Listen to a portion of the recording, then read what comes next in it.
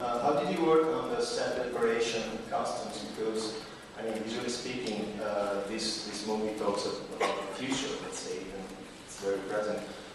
When you have to compare to the other visions that we've seen in other, let's say, science fiction movies, how did you work on all of that? Thanks.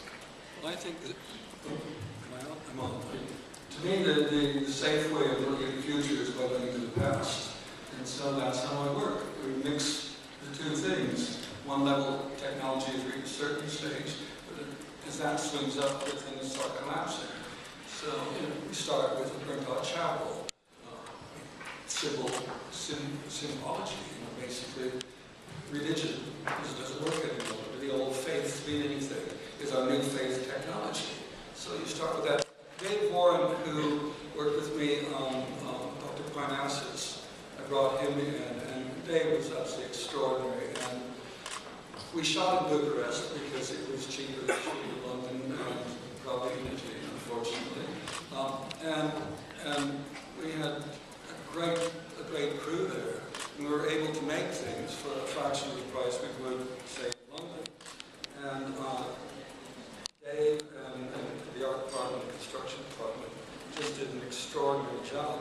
So there's not much. I mean, the only technological leap is just to make it interesting. It's probably a different memory, but by the time we finished the film, it was already people are talking about using DNA as memory. So the future, we are living in it. It may, in fact, we may have missed it. Maybe it happened a few years ago, and we're now in something common.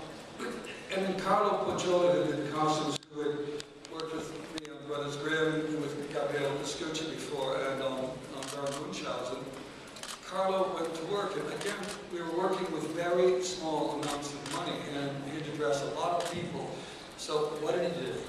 He started looking for cheap fabric. And the first thing, let's get some transparent plastic tablecloths, small shower curtains. We'll work with that. And then we found the Chinese market outside of Bucharest, or Carlo did, where you can buy fabric not by the yard or the meter, you bought it by the kilo, by weight. It's horrible stuff, but it was cheap. And anybody who had to wear it, as Matt Damon did, understood just how horrible it was. You sweated like a pig inside of it, but it looks great on film. So it was really teaming with a very small number of people who were incredibly talented, working under a lot of pressure, time and money, and out of that squeezes out, explodes what you see on the screen. Much of it is what we had, or what we could get our hands on, other things were what we wanted. So it wasn't the kind of movie that you see, if you see, I mean, beautiful movies, say like Pacific Rim, where every inch of it has been designed, built.